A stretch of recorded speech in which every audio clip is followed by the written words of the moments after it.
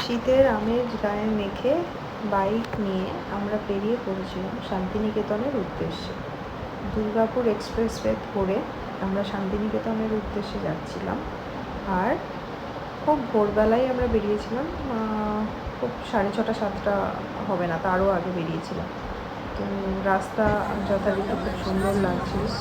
আমরা প্রথমেই এসে শান্তিনিকেতন এসে যেখানে না আসলেই নয়, প্রথমেই ঢুকে পড়েছিলাম সেই জায়গাটা, সেটা হলো সোনাঝুরির হাট। এখানে এসে আমার অলমোস্ট চক্ষু চরকগাছ হয়ে গেছিল, কারণ ভিডিওতে যতটা দেখেছিলাম তার থেকেও এটা ছিল আরও অনেক সুন্দর। এরপর চলে এসেছিলাম আমাদের হোটেলে।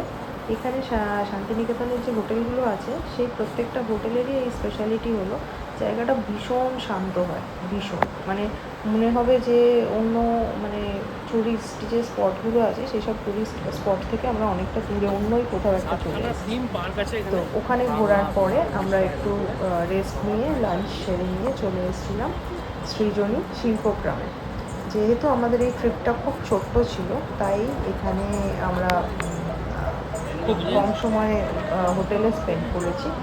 তাই আমরা বেরিয়ে পড়েছি। এবার সৃজনী শিল্পগ্রামের বেশ কিছু ছবি আমরা দেখাবো যে ওই জায়গাটা কেমন।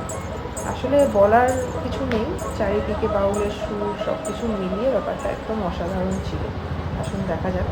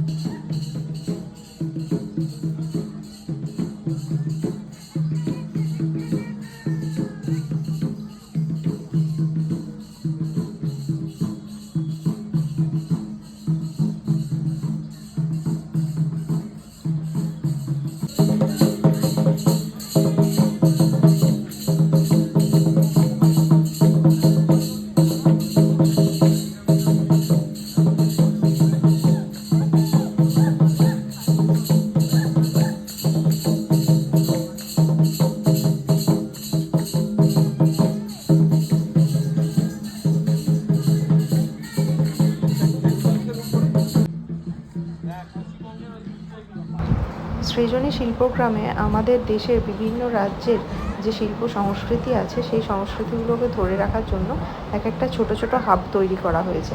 মানে বলা যেতে পারে একটা ছোট্ট সিকিম বা একটা ছোট্ট পশ্চিমবঙ্গ, এরকমভাবে এক একটা ছোট ছোট রাজ্যকে তাদের শিল্প সংস্কৃতির মাধ্যমে তুলে ধরা হয়েছে এই সৃজনী শিল্পগ্রামে।